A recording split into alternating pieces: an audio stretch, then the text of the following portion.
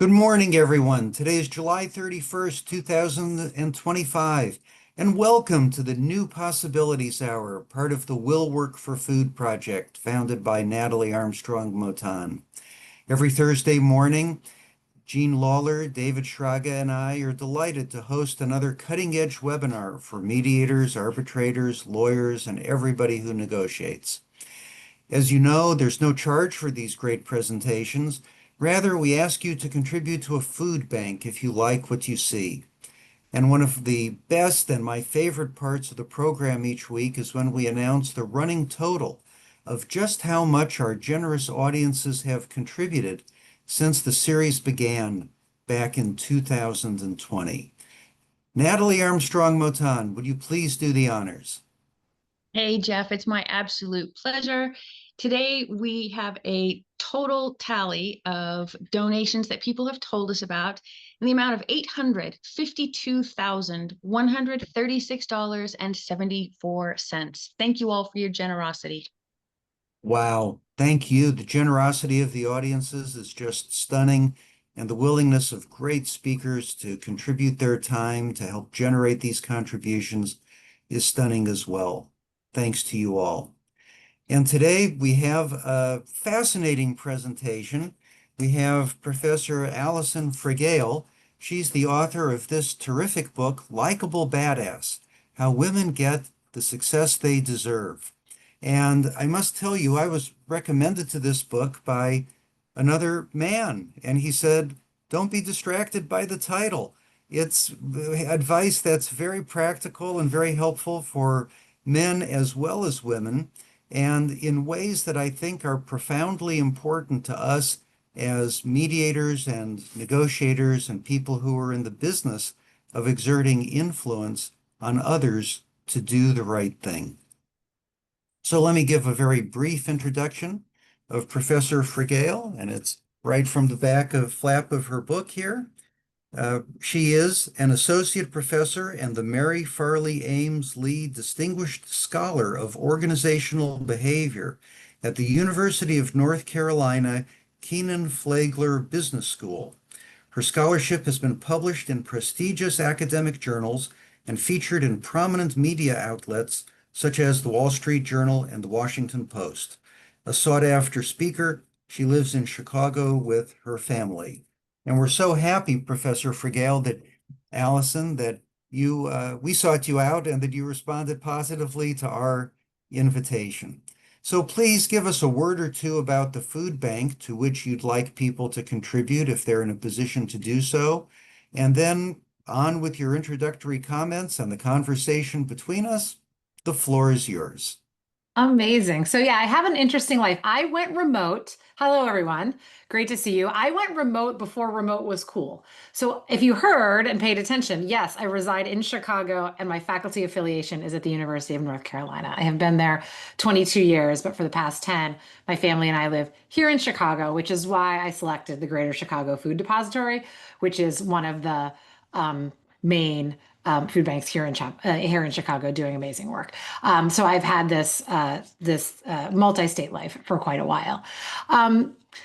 As just a little bit of an introduction, how I came to write this book, how I came to do all of this. My training for the longest time has been in negotiation and influence. And so one of the things I've taught consistently for over 20 years is negotiation and influence to graduate business students, to professionals. And it was actually that work that got me to focus more recently on using behavioral science for women. Because most of my audiences would be all mixed audiences, but majority men. What I found was that it was often women who were approaching me after class or after a program to talk about a negotiation challenge that they had. And as I started to help them work through those one at a time, and dispense behavioral science from my field to help them, I recognized that there was a lot of gender-based science that explained how these types of skills can be more challenging for women than men, or these types of situations, and that we weren't disseminating it well enough. And so that was actually my first step into taking behavioral science and really putting it in the hands of women. The book that I wrote is not about mediation or negotiation directly, but it is, in the sense that the book that I wrote is about the science of status, which is something I've studied for a long time. And status is how much other people respect and regard us. And like power, it is what psychologists have recognized as a fundamental human need, meaning all human beings in their own way at some level want to be respected, just like they want to be in control of things and they want to learn things and they want to have friends. All human beings want to be respected. And so status, being respected by others, is not only a path to a satisfying life, it's also an amazing resource to be able to wield power, advance your career, and be influential.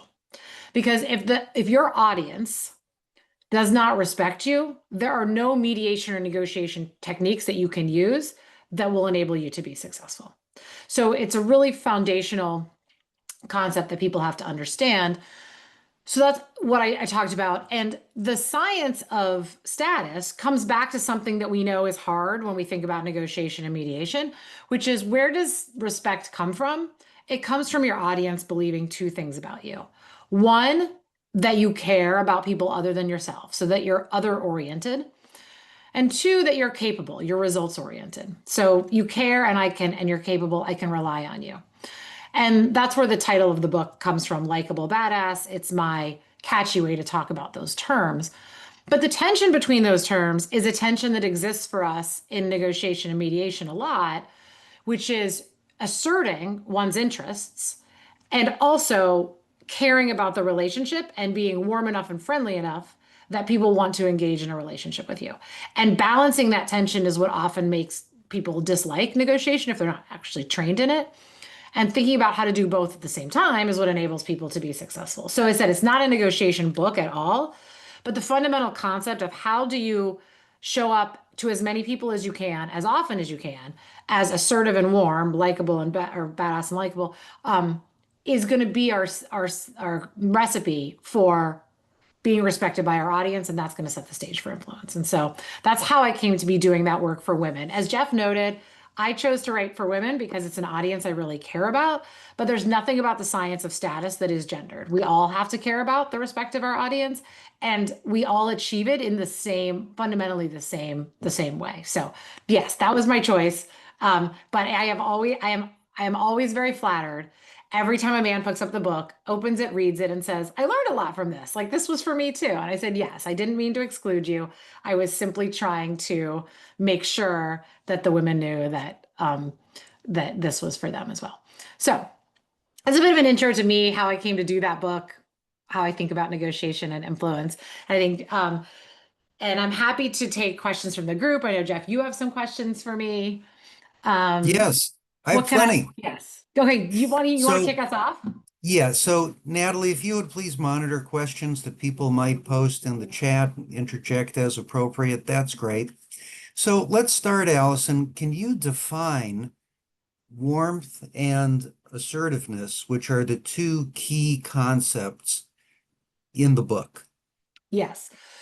So warmth is going to be what we call like being other-oriented. You are going to make other people's lives better. So characteristics of warmth are generally going to be things that other people will benefit from. You're honest, you're sincere, you're generous, you're helpful, you're kind. Those things, when you think about those characteristics, the beneficiaries of those characteristics are other people. Like, your kindness helps other people.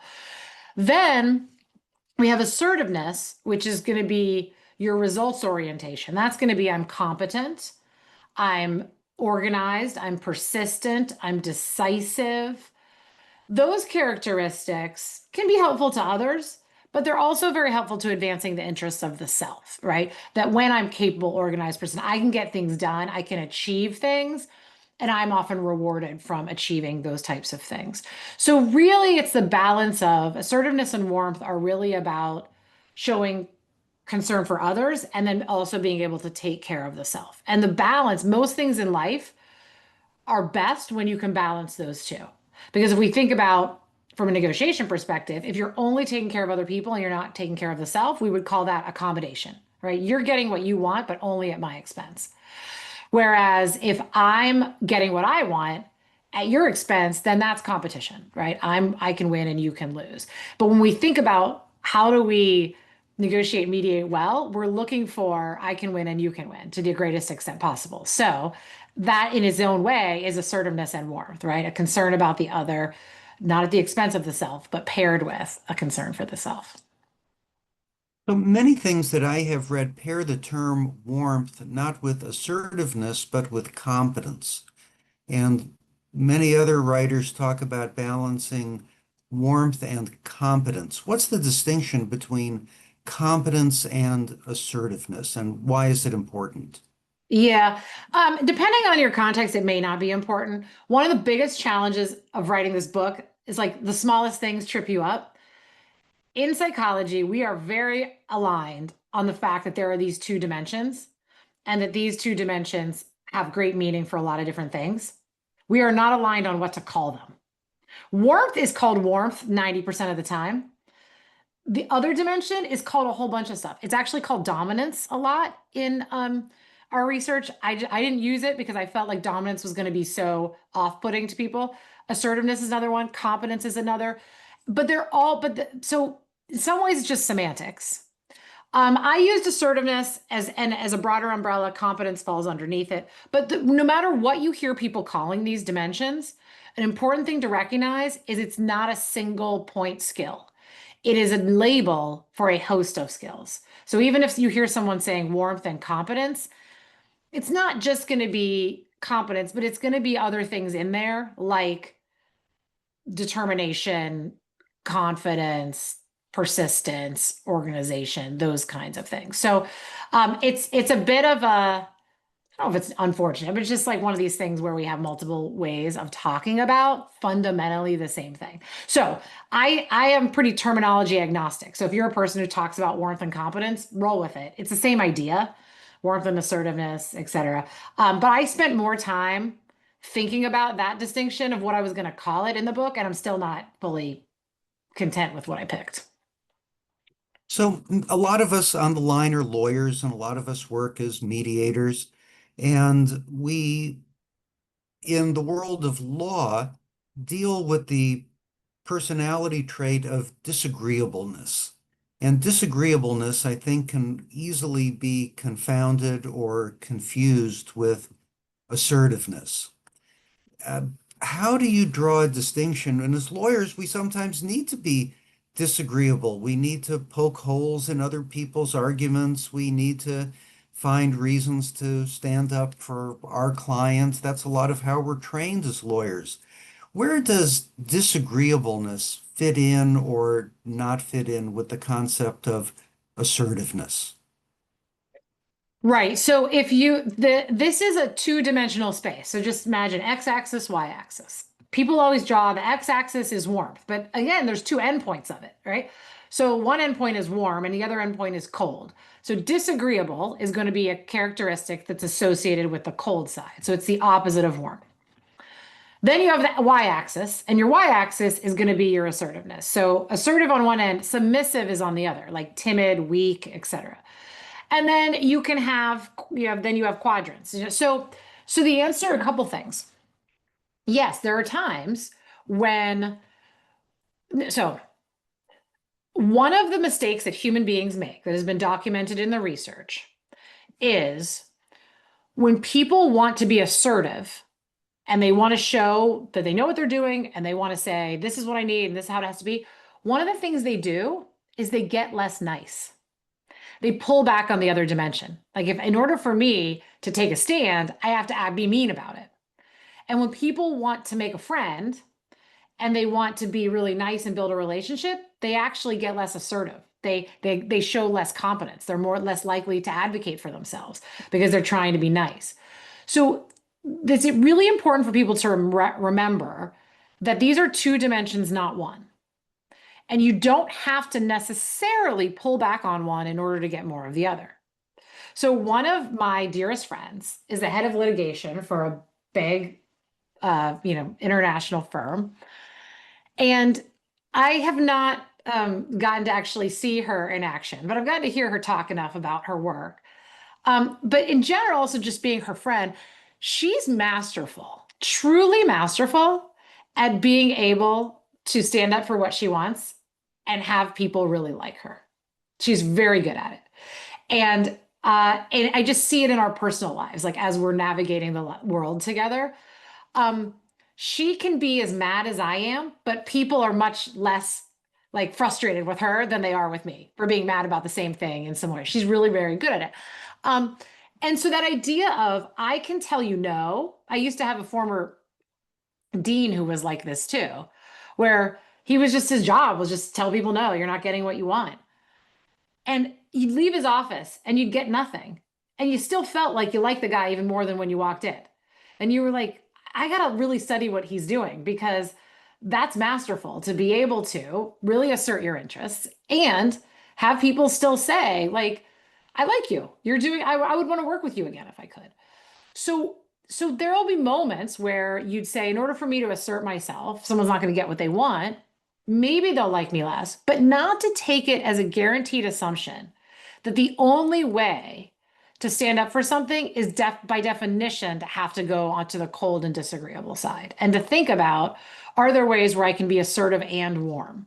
Because that in the book, that's like the whole thing, which is stop trading these when you don't have to, because you'll build a lot more respect of your audience if you can think about that. Now, does it always happen every single second of every day? No. But when you have the mentality of how can I think about asserting myself while still showing somebody else that I care or they value them, you can start to find more ways to be able to do it. And the obvious follow-up question is, what are those more ways? What do you recommend to us? So I think it depends on what your specific situation is. I mean, one thing is that status and these assertiveness and warmth are best built over time, long before you need to rely on them. So one of the things that often happens is people don't really care about like how they show up, and then you have a tough moment where you have to advocate for something really strongly. And now you might show up as really disagreeable. Well, what were you doing in all the moments leading up to that to build your status, your reputation with these audiences in terms of showing that you care? So, for example, like, even in uh, uh, situations that can be contentious, there's moments where you can, genuinely be helpful to somebody, be complimentary, be have nonverbals that are pleasant and positive. These types of things, like over time, to be able to showcase both, so that when you get to a tough moment, what's the situation? You're a person who already has a reputation of being generous, kind, helpful, agreeable, etc. So then you're able to navigate that tough moment without it destroying your entire reputation. So I think the biggest mistake people make is they don't care about how they're seen till after something bad has already happened. And then they want to not be seen that way. And it's easier to build a reputation than it is to fix it. And so if you think about, from the moment I start to interact with people, I am thinking about how to be of service in ways that showcase my capabilities. You'll have a much easier time kind of building that in the long run. That said, in negotiation specifically, there are particular negotiation techniques that are associated with being able to build assertiveness and warmth at the same time. So one that I'm sure everyone uses, but you may or may not have heard the science, is giving people choices. So we could do option A, we could do option B, we can do option C. Here's 3 different settlements, here's 3 different solutions, here's 3 different proposals, whatever it is. The art of 3 choices actually has science behind it. People like choices because then they feel like they're not having something forced on them. They like people who give them choices.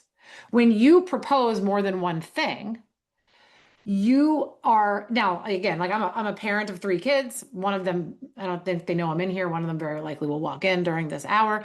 But I'm a parent of 3 kids, right? Parents master, I'm going to give you 3 choices. Like, here's how this is going to go down. But the choices aren't like, would you like a pony? Would you like a television? It's like, no, would you like to eat your vegetables before you eat the rest of your dinner, or do you want to eat them after? You carefully frame the choices so that no matter what the person picks, you're getting something that you like. But why are you giving kids choices as a parent? Because you're trying to say, I'm not a dictator. I'm trying to show you that you have some autonomy here too. And I'm trying to give you something that'll make you happier. It's the same psychology with adults. When we give people choices, we can frame them in a way that still gets us a good deal, but it actually builds a lot of warmth. So that would be a specific negotiation technique that's associated with doing both. And even if the people don't like any of your choices, the research shows that you're still seen as more cooperative, more interested in reaching a settlement, and people are more likely to want to work with you again. So that's an example of something you could do and say, when I'm doing that psychologically, I'm still protecting my interest or my client's interest while saying, I'm flexible. I'm willing to work with you. So let me ask a question that the disagreeable lawyers on the line uh, might voice an objection to this question as being compound and complex, but let me Okay, ask it. Let me ask I'm it ready for anyway. it. So when we're working as mediators, we are often in the situation where, let's say you're talking to a plaintiff and a plaintiff's lawyer, and the insurance company on the defense side has gone up as high as it's going to go in offering money in this negotiation. And it's a disappointing amount of money in the eyes of the plaintiff, but the lawyer thinks it's kind of within the bound of reasonableness. And there is a school of mediation that says, well, you just go in and you tell that plaintiff that they'd be expletive deleted idiot not to take this money, that it's the most they'll ever get offered, that their lawyer's done a good job bringing it this far and they shouldn't be ingrateful, and this sort of finger wagging, scolding, overbearing style of mediation actually seems to be popular among some lawyers. And we are dropped into these situations. We get generally a day with people, right? We're hired. We come in at 9 o'clock in the morning. We've generally not met the parties before, and we need to do things to establish warmth very quickly. And we're often in a situation at the end of the conversation where there's a temptation, if not an invitation by the plaintiff's lawyer to come down like a ton of bricks. What can we do as mediators to establish warmth quickly with people at the beginning of a day? We don't have much time to do it. And what can we do when it is sort of a take it or leave it situation? And it's still better than the alternative, but it's not exactly a trip to Hollywood to make this deal at the end of the day. I know that's a compound and complex question, but why don't you just run with it, please? Okay, so I'm going to do the first part, building rapport quickly, and then I'm going to forget the second part by the time I answer that. So you'll remind me about I the take it or will. leave it piece, and then I I'll will. answer. Okay, so I mean, building rapport quickly. What I would say is look for points of similarity. So if we look in psychology, greatest basis of liking and attraction that psychology has ever documented is similarity. Birds of a feather flock together. That is true. Opposites attract has no empirical support. So we like people who are like us. But the similarities don't have to be very substantial in order for them to have a great effect. If you've ever been somewhere and you see somebody wearing a hat from your favorite sports team that's not in that city, or your alma mater or something like that, you might talk to that person or say something like, in fact, in the chat, Sandra just wrote, go heels, right? A moment of similarity creates liking, right? We have some tie. So what I would do in these situations is that little chit chat that you often awkwardly do before you're like, now we have to get down to this serious business, to use it with intention. My intention in this chit chat is to say enough about myself and to learn enough about you that I might hit on a point of similarity.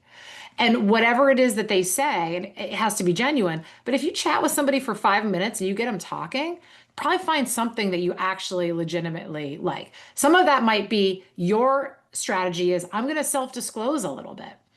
So I don't litigate or mediate in a legal setting, but if you look at my website, you look at anything public facing about me, my bio that's online, my social media profiles.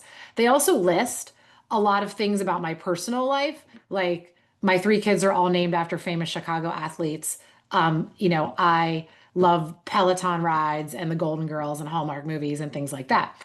And I put that stuff out there because it's my personality, but I also do it with very specific intention because it allows people to find something in me that resonates with them.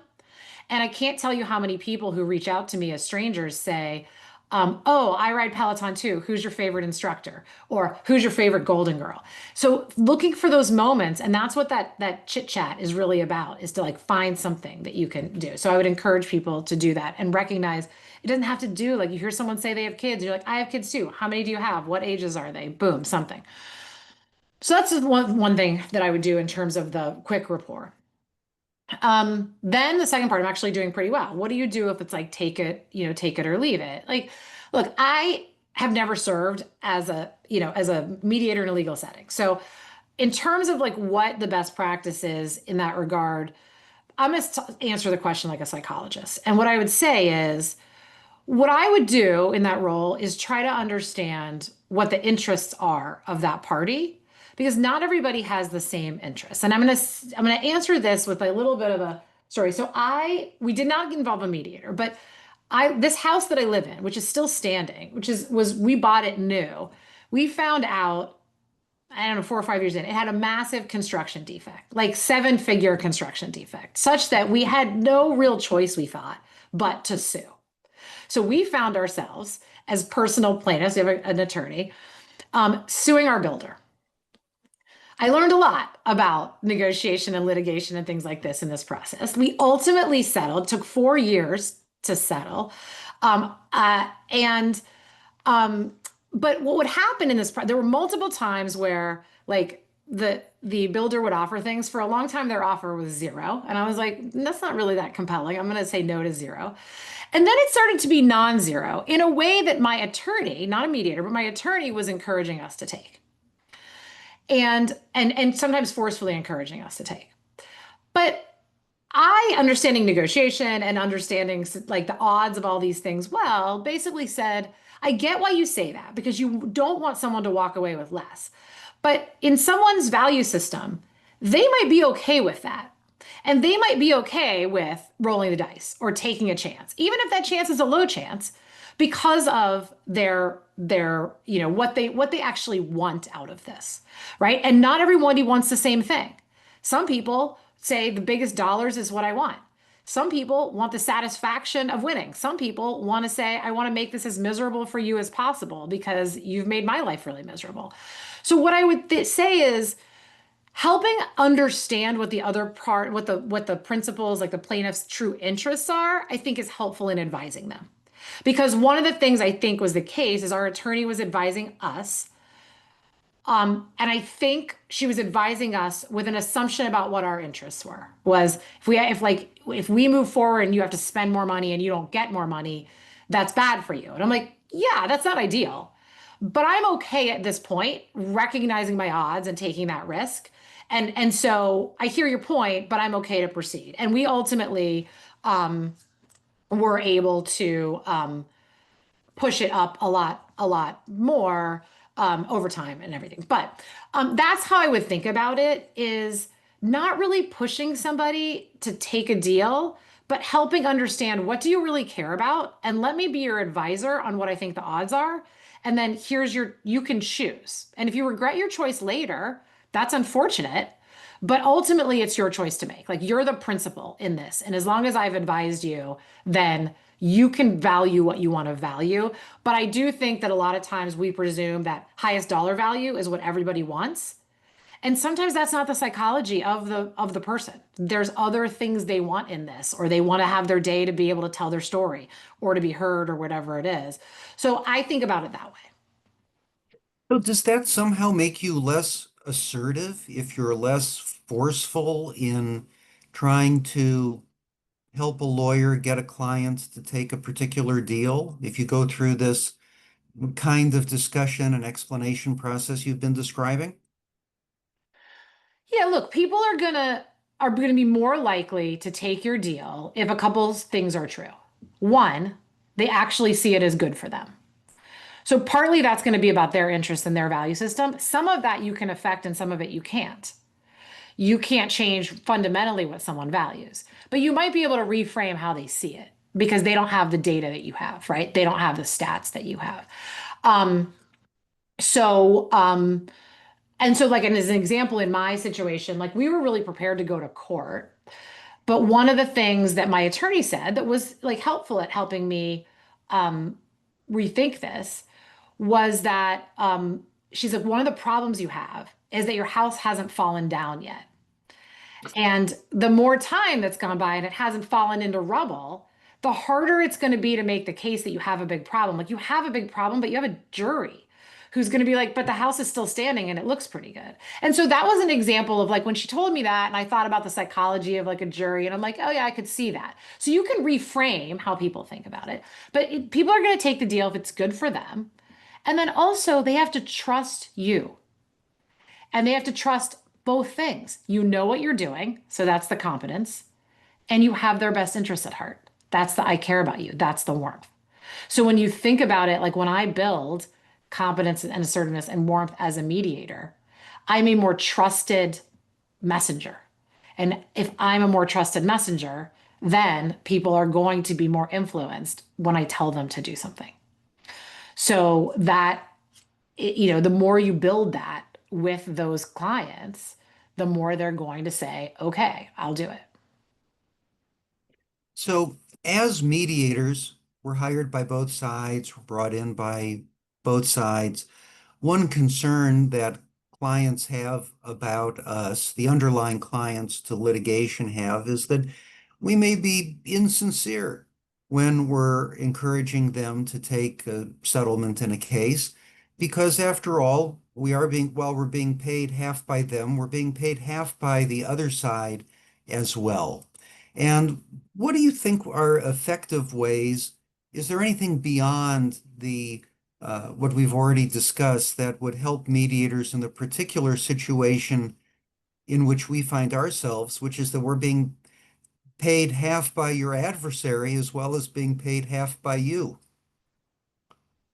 Yeah, I think, I thought about this a lot in these contexts of thinking like for all of these people that were in this process other than us, they were all going to work together again, whether you're a lawyer, a mediator, whatever. Like, they're repeat business to each other. Like they're going to be facing each other again. And so they had concerns about those relationships that were beyond my case. So, and I think if you recognize that, you're like, who are you loyal to here? Because if you're the principal in this, you're like, that mediator is probably going to see those attorneys, has seen them before, is going to see them again. Like, um, and so what I would say is I think thinking about what are the levers I have to influence with this principle, the two dimensions. I know what I'm talking about. So that's where I think like stats, data, talking, being willing to talk about your credibility as a mediator. Like I've done 783 mediations. Let me tell you, here's the percentage that has gone this way, this way, this way. When you start to cite those things really quickly, then you build your credibility and people say, this is a mediator that knows what they're doing. So that I think is really important. So one of the things I talk about in the book is about self-promotion as a status. You have to do that in every role. So you have to, and when you come into the room, yes, there's the build rapport, but the other piece of it is, and I'm somebody who understands what I'm doing. And the more you can convey that, then the more the person would say, okay, I trust you. Like, regardless of who's paying you, like, you're a big deal. You've done this a lot of times before, you know. So we have to think about how we're conveying that piece of it. I also think that, thinking about building rapport with the principals, um, and making them feel like they're the important parties, more so than the attorneys are the important parties, because it signals like, who do you care about? Who are you loyal to? Right. So thinking even simple things. I have a question for you. Like this, there was a decent part of our stuff that was happening on Zoom, and everyone said like all the hearings were on Zoom, even with attorneys and stuff. Are you guys doing this on Zoom now much more? We do a lot of mediations on Zoom for a variety of reasons. Most particularly, it's just more convenient. Even if everybody's in the same city, if you're in a big city like Chicago or LA or New York, just getting across town can be a big hassle. And sometimes you need to do a mediation on short notice and you have people in different cities. Sometimes you have a lawyer thinks a client will be um, too much anxiety will be reactivated if they have to show up in person, that they'll be more willing to make a deal if they're in the comfort of their home and their dog is on their lap, or the comfort of being in your own home office or living room. So yeah, we do a lot of this on Zoom. Does that affect the advice you're giving? Well, I was just thinking about this idea of Zoom is really good for being able to convey like assertiveness and credibility. Like you can, because you can talk about yourself. But in terms of thinking about like the warmth, and I'm really focused on you, think about like when you're in a room with somebody and you can kind of turn and you can look to them and you can lean toward and you can be like, I'm just talking to you, I'm focused on you. That kind of stuff can be a lot harder on Zoom. Particularly if you don't have your environment set up well, something I still struggle with even as a professional Zoomer. And so to start to think about using words more, because your nonverbals are so much harder. Like, am I looking at you? Where am I looking? I have absolutely no idea. So to say, like to use words and be like, all right, Jeff, like I want to talk to you right now. Like this is what I think, or something like that, to show people I see you, I hear you, I'm paying attention to you, etc. Because virtual is making it a lot harder to do some of the nonverbal things that we're doing that signal you're important, I'm focused on you. So as like examples, I have a second screen here that I'm not using, but if we were doing something where I had to take notes, you would see me look away. Well, if you don't know what I'm doing, you're like, is that person even paying attention when I talk? And in fact, I'm paying a great deal of attention. I'm taking notes. So what I say is I label what I'm doing. If I'm in a client facing situation, I will say every time you see me turn my head, it's because I'm taking notes. And so I'm not listening to you, but I'm making sure I get it 100% right. And that way my behaviors aren't misinterpreted. My camera's decent right now, so like I know my eye contact's not terrible, but it's not the best. For the longest time, I had this one that was like way up top, so I never looked like I was looking at anybody.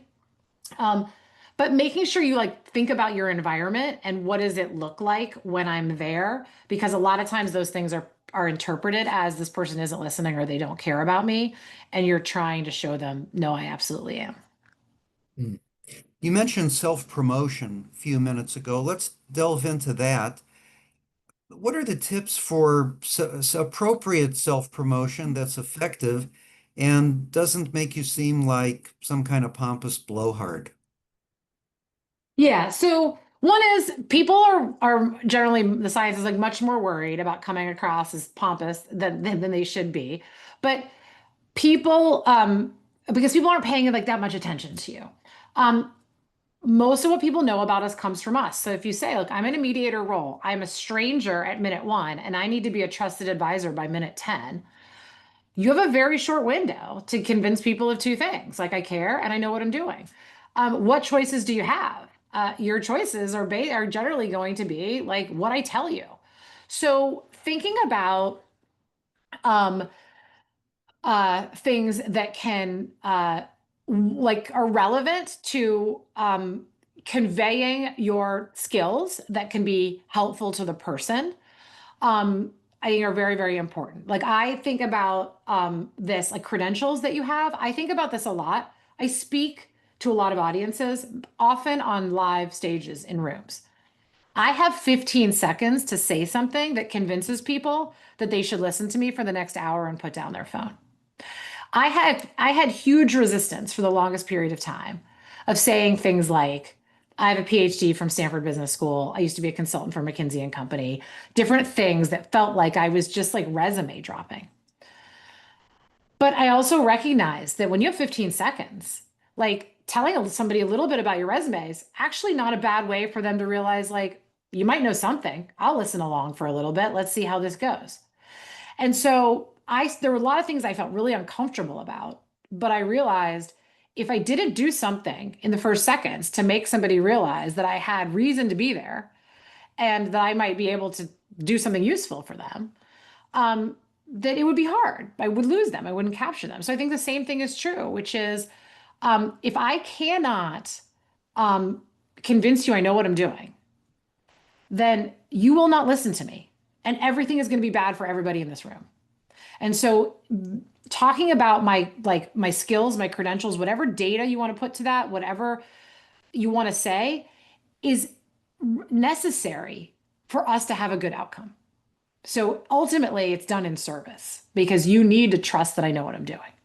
And so I think you experiment. You have to find ways to say things where you don't choke on the words and you don't feel like a total jerk. But it gets easier over time. Like I am now much more comfortable working different facts of myself into my stage introductions than I was like 15 years ago when I was doing it. Because I practice and I just do it. And now I've found the ways that I can say it. But it's not just the resume dropping, right? It's also the warmth, the friendliness, the joke, the asking questions about somebody's kids. When you put them in combination together, it's not I'm a bragging jerk. It's I'm a really competent person who also is very, very caring and nice. And then that person kind of warms to you. Are there other aspects of self-consciousness uh, that are common problems that uh, there are tested and proven strategies for overcoming?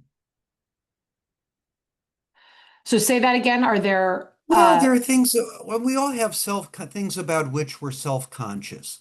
For mhm. example, in the book, you use a disparaging term to describe yourself. It was your term, Oh not yeah. mine. You talk about having resting bitch face, which is that's your. Exactly. Wait, yeah. So Which is accurate. we all have things about ourselves about which we are self-conscious. And how do we go about dealing with those things?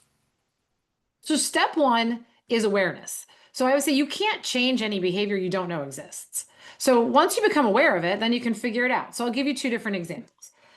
Yes, I have resting bitch face. I had that long before it was a term. But even since I was a kid, people would come up to me, my family, strangers, and they would say, "Are you okay?" And I couldn't for the life of me figure out why they were asking me that. I was like, "I'm perfectly fine. I don't even understand why you're asking me the question." It would happen again and again and again. It would happen in school. It would happen at, like at the grocery store. It happened all the time. And finally, I started to realize that I just had a very like natural facial expression that looked kind of unhappy. And then when the article came out that coined that term and people started using it, I was like, oh, okay, it's a thing. It's not just me.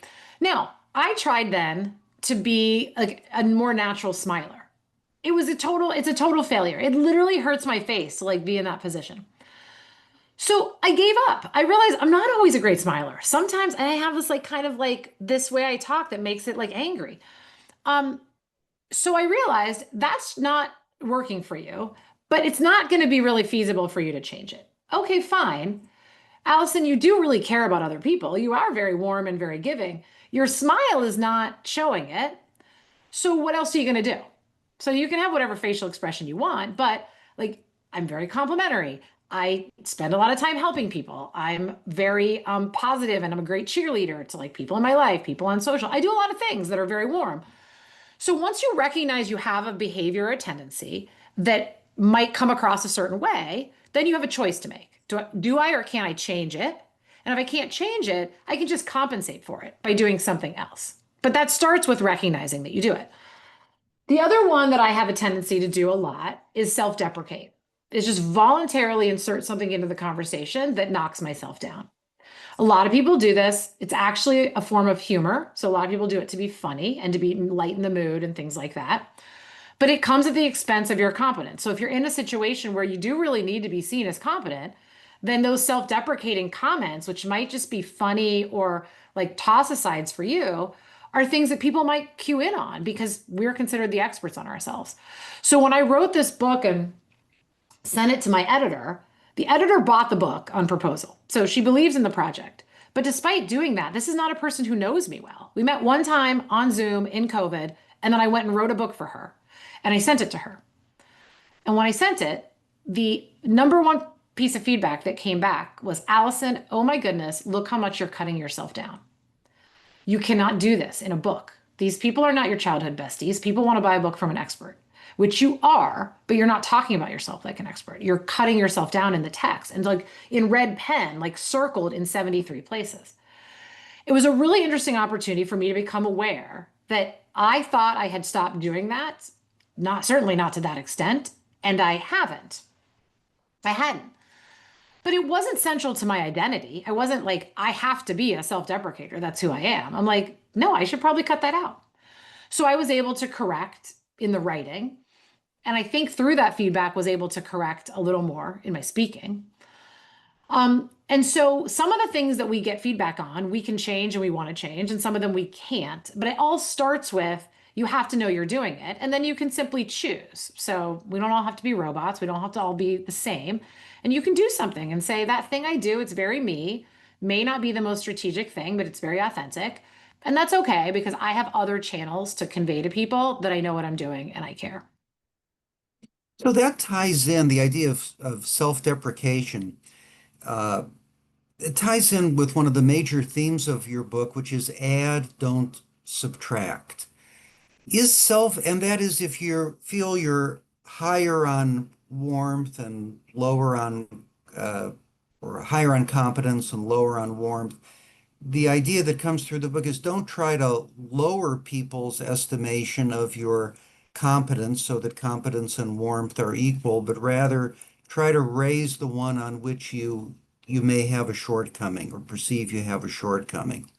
So in terms of adding, not subtracting, is the idea of self-deprecation as a form of humor, is that a form of subtraction rather than subtracting from competence rather than adding to warmth? Yeah, self-deprecation is generally very warm behavior.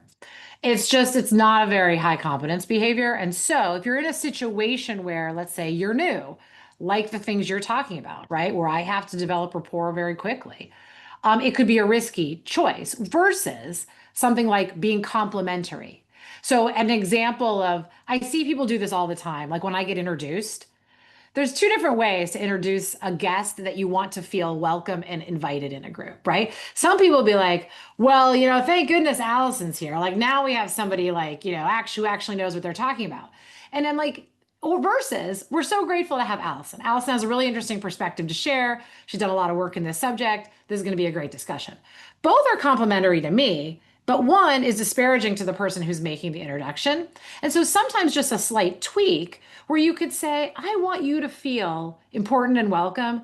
And one way to do it is cut myself down, but it's not the only way. I could pick a different thing.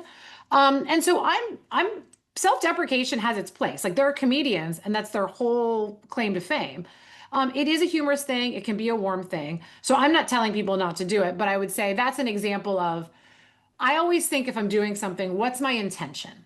And my intention is normally to make somebody feel valued, welcome, included, heard, etc.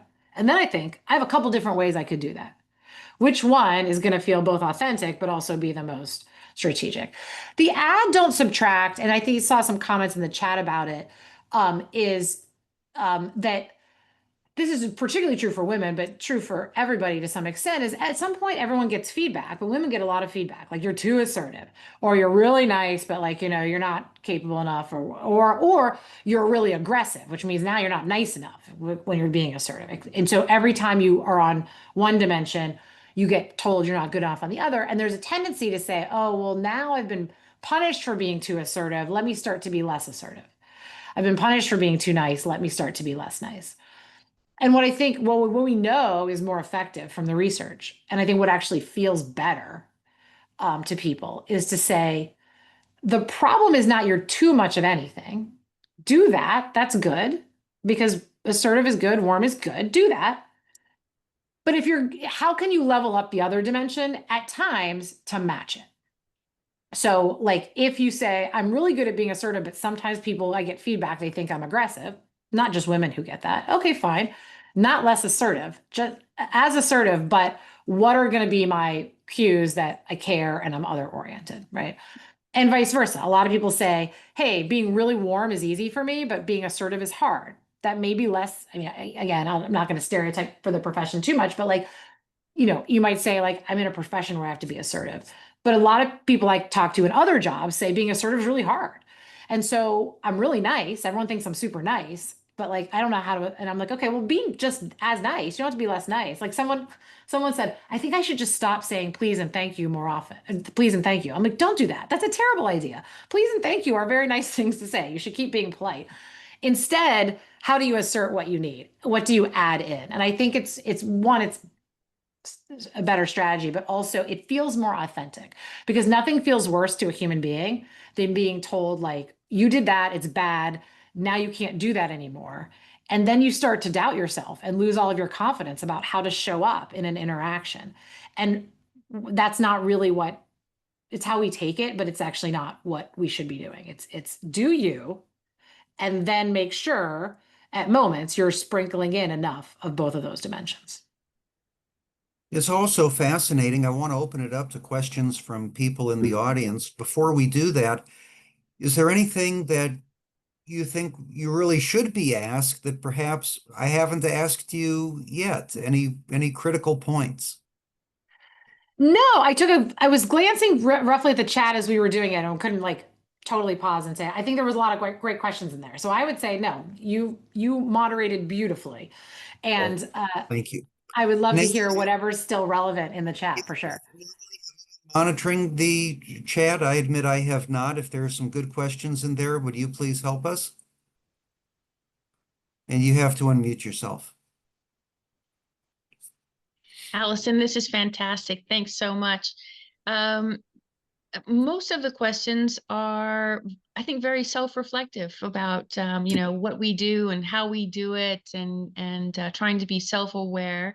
Some of the questions are about gender differences, that women manage these situations or these opportunities differently than men do, and we're perceived differently when we do the same things that men do. It is an interesting chat. I don't know if the empirical proves to be true for the situational. Well, yeah, I mean, if people have questions in there that are still relevant, by all means, come off mute and just ask them. But this is the reason I wrote this book for women. Even though the ideas of assertiveness and warmth, I care and I know what I'm doing, are universal things that all people have to convey, right? But the difficulty of doing both at the same time, what is the science of where that comes from?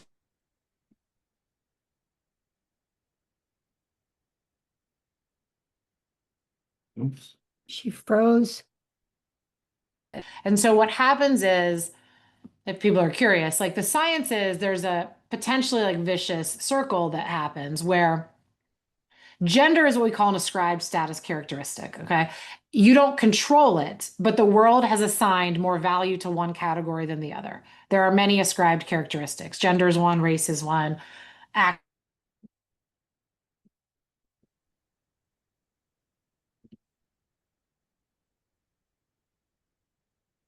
Frozen again, Alison.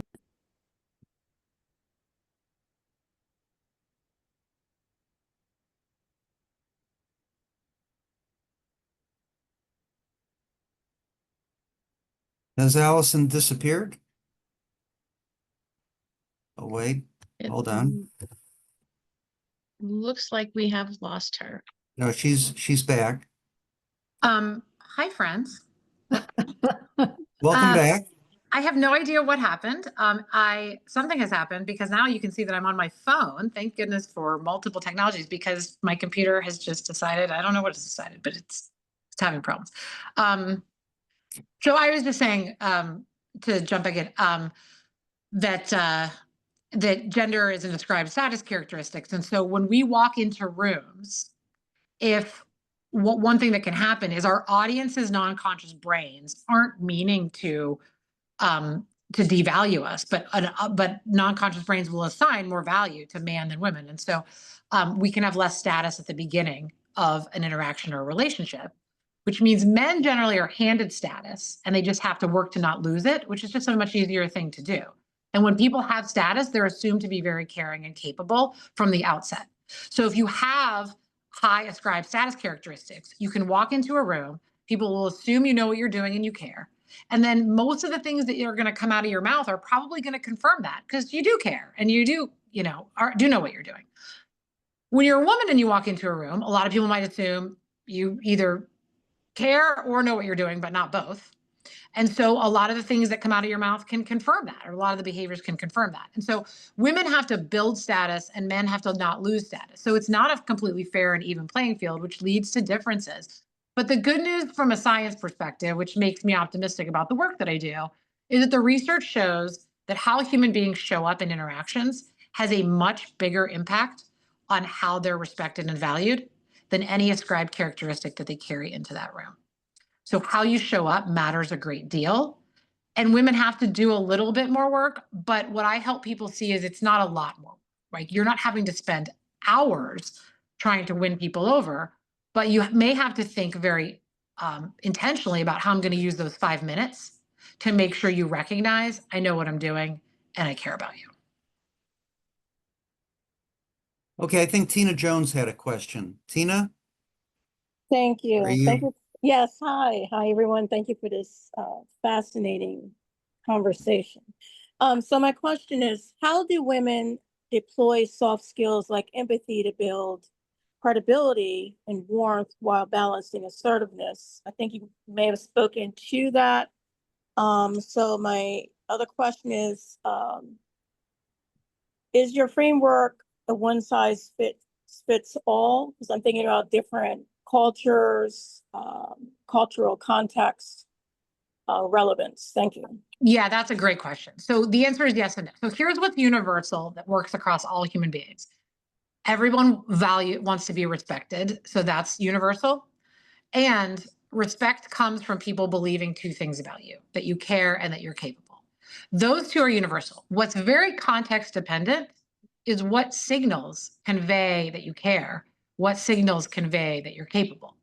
So there, as you go cross-culturally, right? Or even like, I think generationally, like when I think about how my teenagers communicate with each other, how they communicate with us versus how I communicate with my peers, and things that seem very rude to me, my kids would be like, Mom, that's completely fine. I was like, does that person like you? And they're like, why would you say that, Mom? I'm like, well, the way that they're communicating, like, there's nothing wrong with that, Mom. You're just a crazy old person. So as we go national cultures, as we go industry cultures, as we go generational, we are going to have to think about what are the signals the audience will pay attention to that I care and that I'm capable. And one of the really important things that Kim Scott, who wrote Radical Candor, said is that your behavior is judged at the receiver's ear, not the speaker's mouth. So the signals that convey capable and caring are the ones that matter to your audience. And so as we become better influencers, skilled negotiators, what we have to do is think about how will they see capable and caring, and how can I give that to them? Not just that I intended to be those things. And so different cultures and different groups will value different things. And Alison, are we able to influence the listener?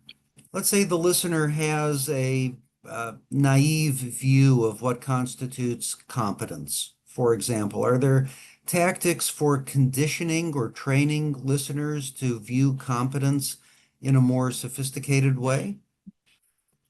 Yeah, I mean, I think one of the things that can be really helpful is sometimes even the mediator needs a mediator, is that you're not going to get very far telling people that they're wrong, right? Like this, like, I to think about something like, this wine is good. Like the wine you like is terrible. And you should be like, it's like, that's not going to work, right? But you think about what would be influential with that person. I want to change their mind to think they think that this is what matters. And in reality, something else matters. What's going to convince them of that? One, a good outcome for them. So now they get a win. They're much more likely to be convinced. Or a trusted person that they really value telling them this is what's right, or this is what's good, or this is what matters. So it could be that it might be hard for you as the messenger without someone else externally doing that. But that's where I think that people underutilize their networks to be able to help change the perceptions of their audience, because sometimes you're just not the best messenger. We have just a minute left. Can you elaborate on that in our remaining minute? I just mean, like, you're trying to convince somebody to believe something they don't currently believe. But if they see that as self-interested on your part, it's a hard argument to ultimately be able to make. right? And so what choices do you have left, right? You're either going to have the luxury of time to say, I'm going to be able to have some evidence to prove to you this is right. Like, I'm going to deliver you a win or give you some type of good outcome, or someone else is going to have to convince you that this is right. And there might be somebody who's better able than I am to convince you that this is right more quickly. And I would think about, do I have access to those people? In certain contexts, we don't, but in a lot of contexts, we do. And so I say, like, I haven't been able to teach my kids anything despite being a professional educator. Like, couldn't teach them to ride a bike, or like put their napkin in their lap, or put their head underwater when they swim. They wouldn't listen to me. Is it because I don't know what I'm doing? No, I know what I'm doing. But because they had their own version of, like, this is how you do it, this is what's right. And I wasn't going to be able to just tell them, you're wrong. No, my version is the correct way, right? They either have to get a good result, or you have to find somebody else that they're much more willing to listen to and say, change the messenger. Like, I hire the high school swim coach, and all of a sudden, or the high schooler who swims, and all of a sudden, like, they're willing to listen. So I think that's the key. Fascinating. The whole presentation is fascinating. You're a tremendous resource. Thank you so much, Professor Alison Fragale. Let me hold up the book again. I enjoyed reading it. I learned a lot from it. I commend it to everybody on the line, available wherever books are sold. Professor Alison Fragale, thank you so much. I know a lot of people will be contributing to the Greater Chicago Food Depository in your honor. I know that I'll be doing that just as soon as this webinar ends. Thank you so much for a really excellent presentation. And with that, we are complete. Thank you. Thanks for having me.